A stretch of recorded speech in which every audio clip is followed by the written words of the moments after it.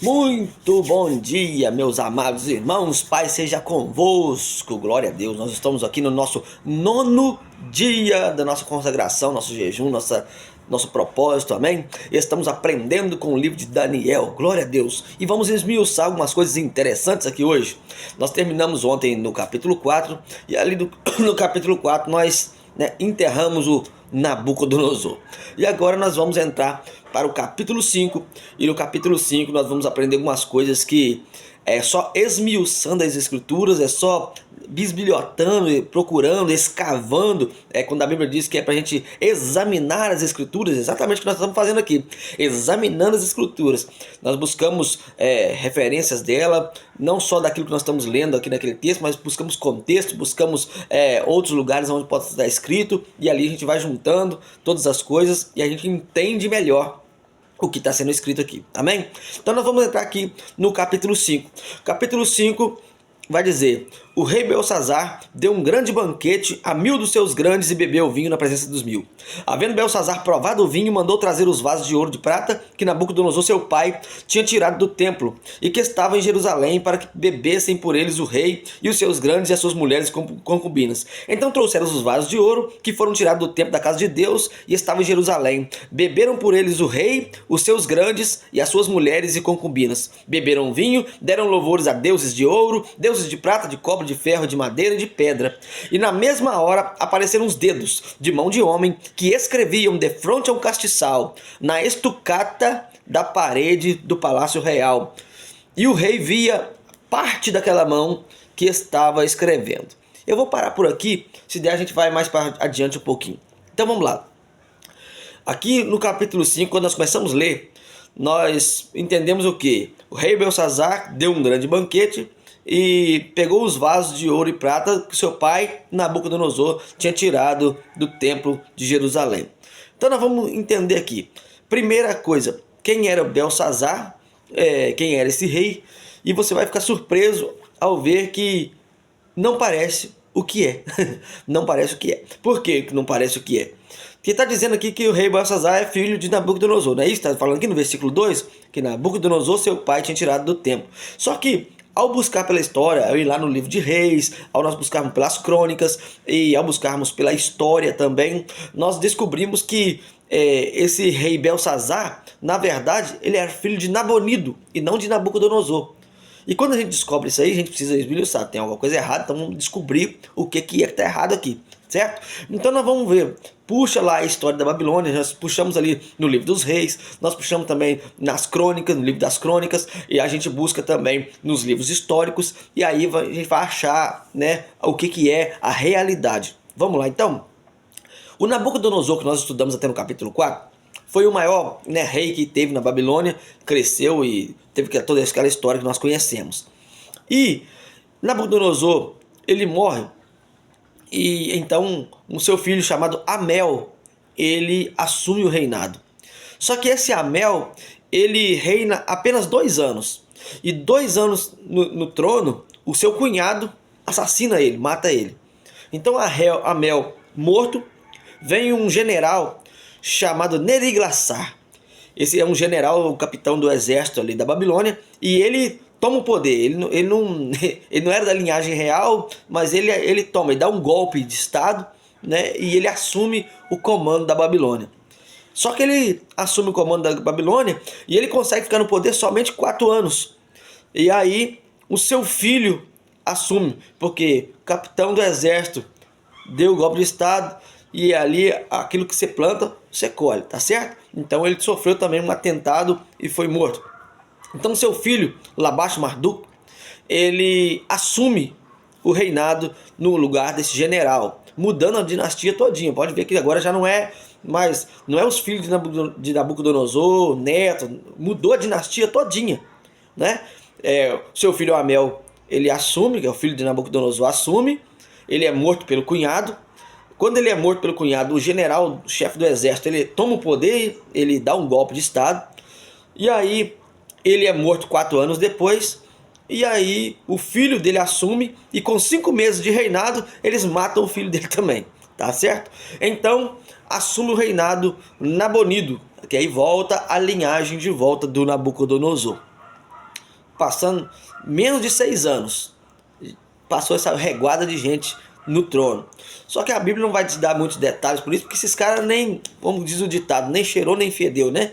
Então, são poucos detalhes sobre eles nós temos, porque realmente só passaram, estão ali nas histórias apenas, tá certo? Mas aí é necessário a gente entender isso, porque quando eu falo dessa maneira, dá uma impressão aqui que eu estou falando que a Bíblia está mentindo, porque está falando que ele é filho de Nabucodonosor, tá certo? Mas na verdade ele era filho de Nabonido. E quem era o rei nessa época de Belsazar era o Nabonido. E eu vou explicar isso.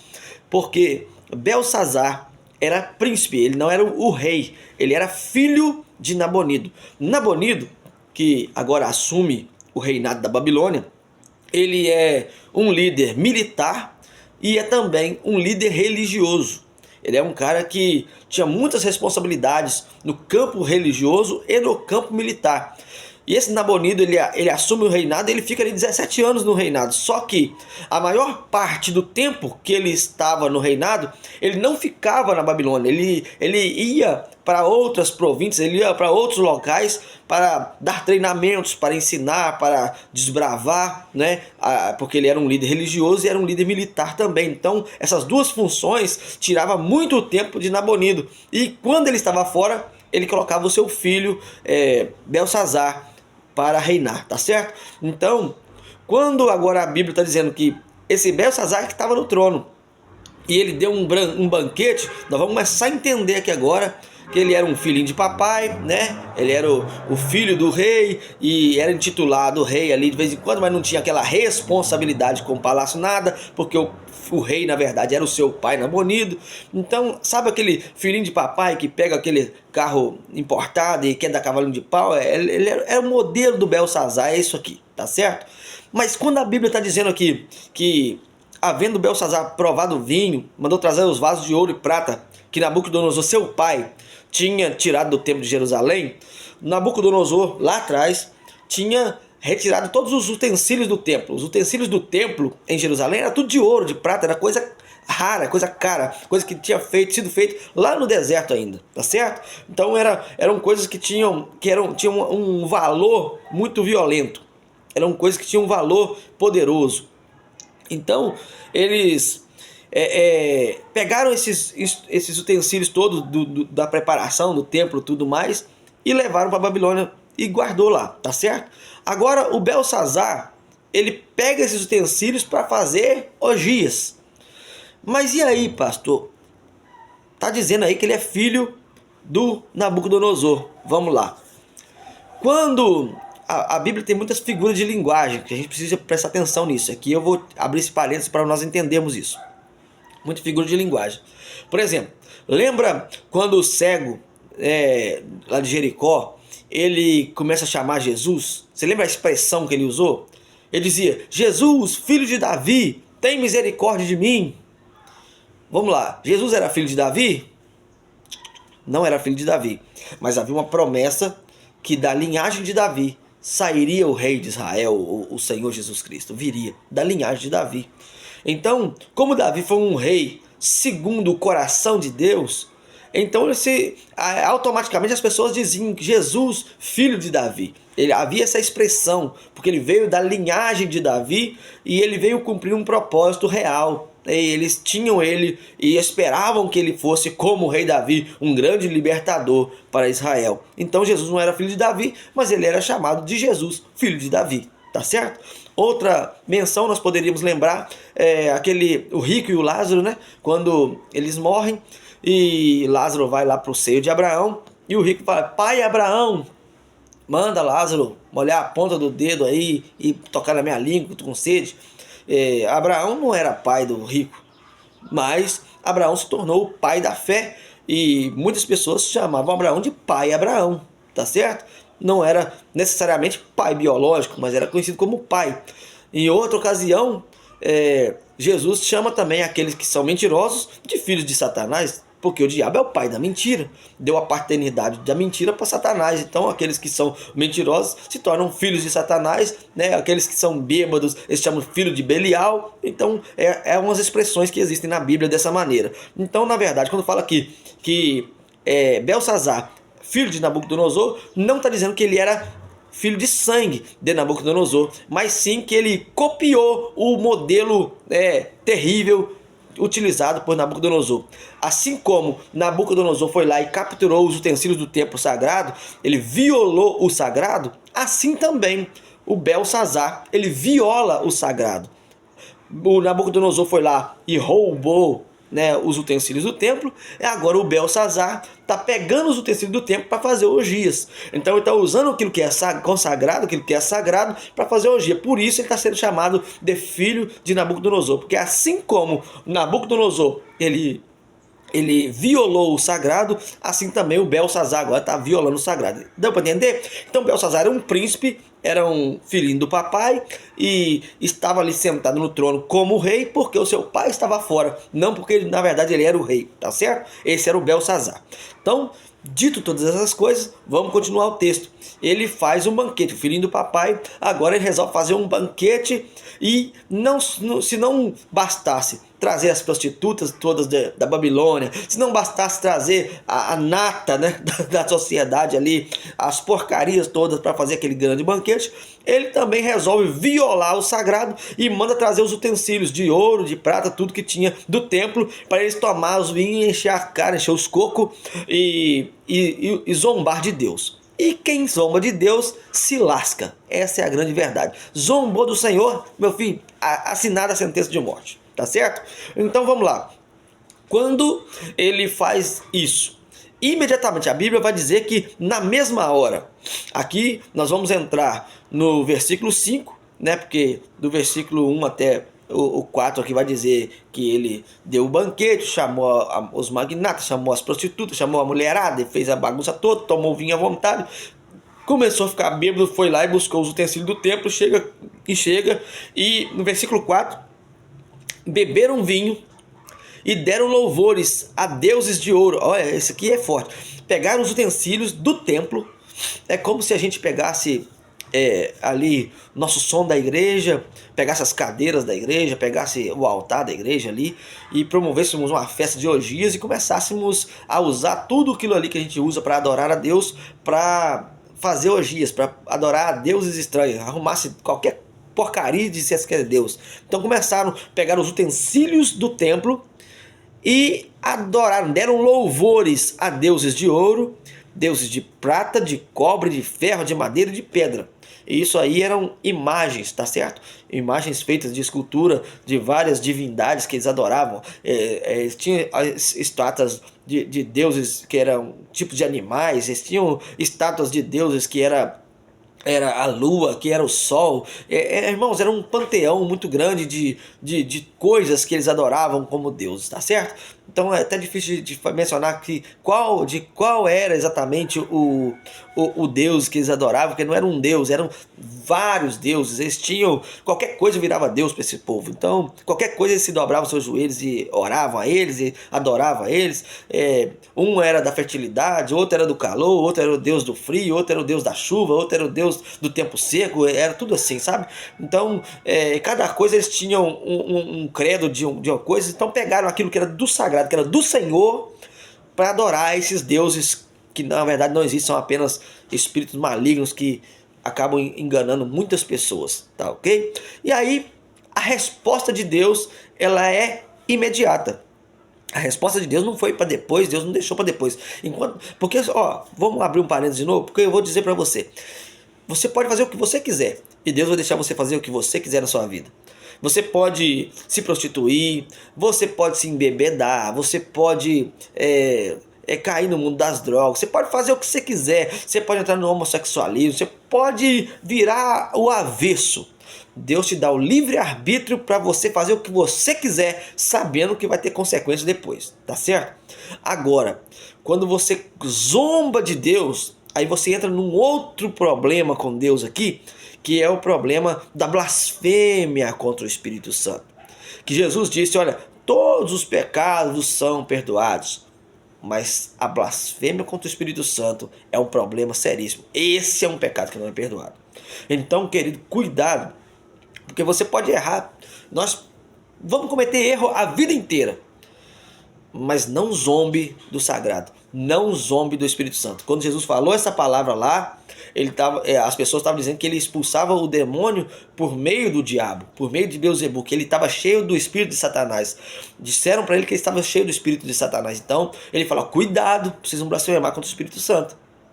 Cuidado, pra vocês não zombar de Deus, porque todos os pecados serão perdoados. Agora, a blasfêmia contra o Espírito Santo, ela é um pecado que não é perdoado. E outra hora nós vamos entrar melhor nesse tema aí, tá certo? Mas aqui o que aconteceu foi praticamente isso. Pegaram aquilo que era de adoração ao Senhor e adoraram a qualquer troço, tá certo? Tiraram a adoração do Senhor para adorar outras coisas. E aí, na mesma hora, apareceu ali uns dedos de mão de homem que escreviam. Quando fala os dedos apareceu, não apareceu nem a mão toda, apareceu, o relato diz que apareceu parte, né, parte da mão, e os dedos escreviam. O Belsazar começou a ficar atônito. Que coisa é essa? Que doideira é essa? Uns dedos sem corpo, sem mão, só os dedos, né, aparecendo ali, riscando na parede, e os dedos escreviam. E agora vai dar outro detalhe: de frente ao castiçal, não foi em outro lugar.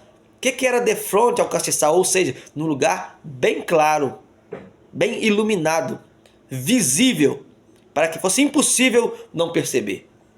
Né? Hoje nós temos a iluminação das lâmpadas, naquela época eram os castiçais.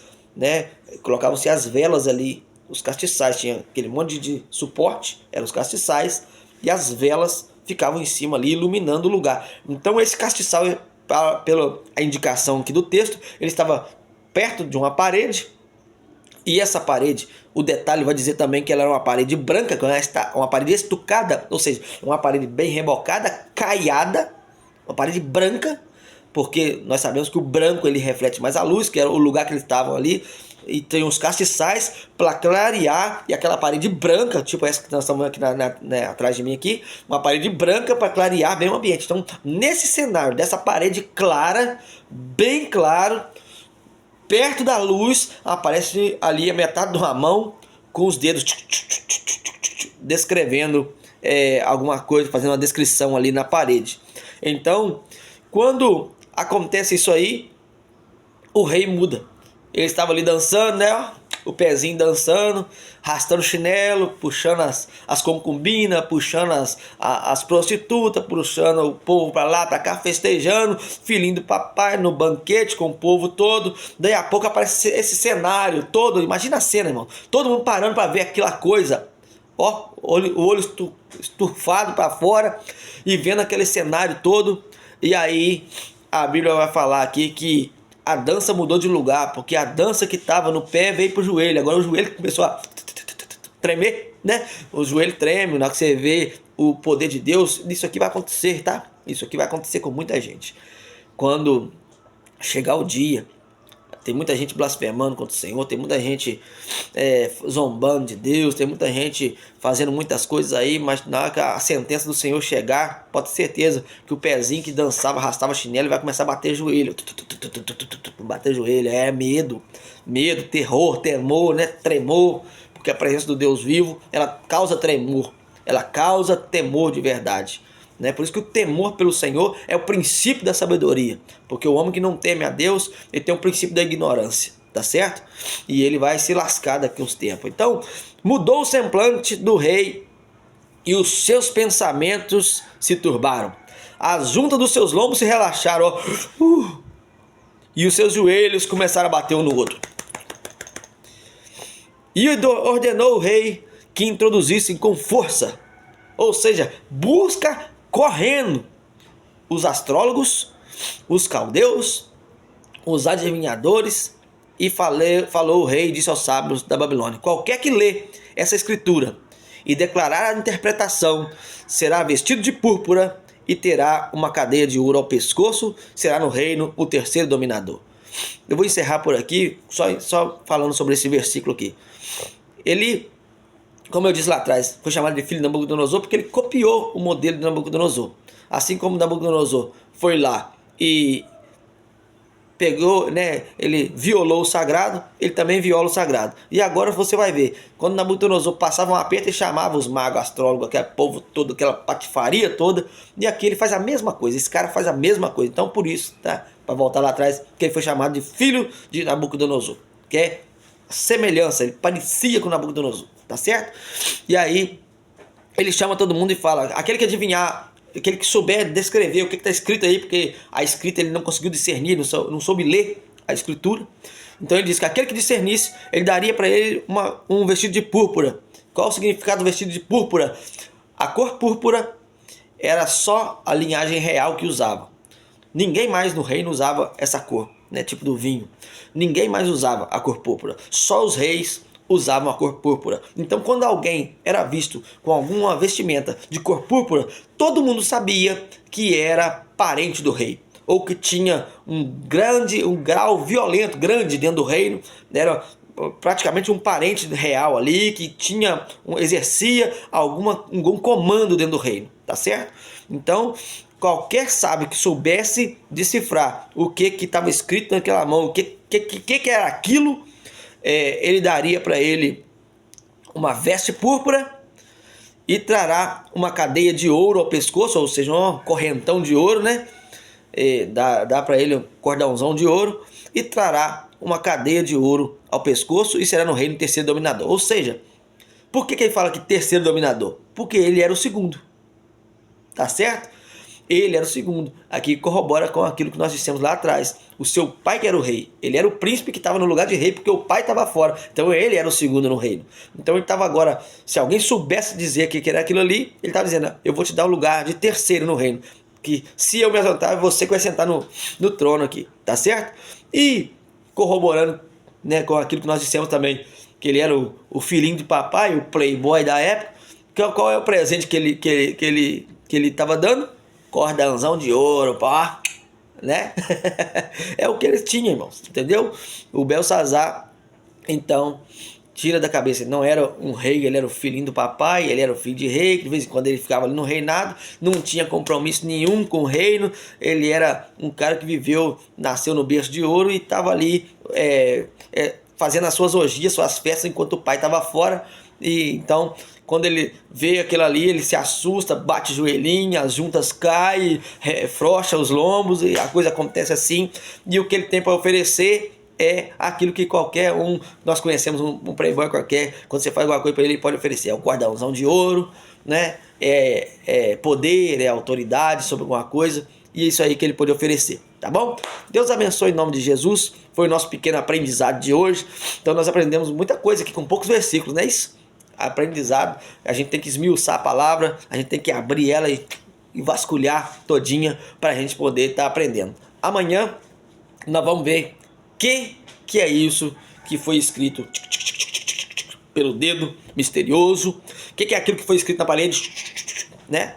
Para poder nós entrarmos aí naquilo que Deus fez pela reação de Deus através da ação desse maluco, desse Belsazar, tá bom? Deus abençoe em nome de Jesus.